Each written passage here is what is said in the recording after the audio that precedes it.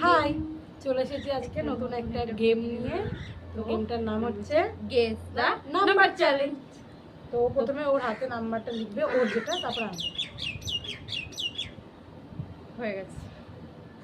আমি লিখছি, চিটিং কর দেখবি না। ও আমি চিটিং করবো না, তুই করবি।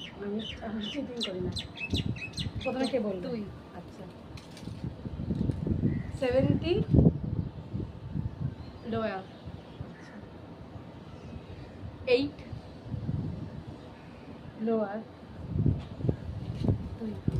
11।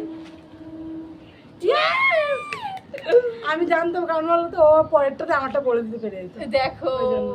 এবার আমি আমি কি লিখেছিলাম তুই দেখি। বল বল তো, গেস কর। আমি কি লিখতে পারি? 25 এইটের আমি লোয়ার পড়েছি, তাহলে 7 আমি জানতাম এর পরে 2-3টা বার হলেও বলে দিত।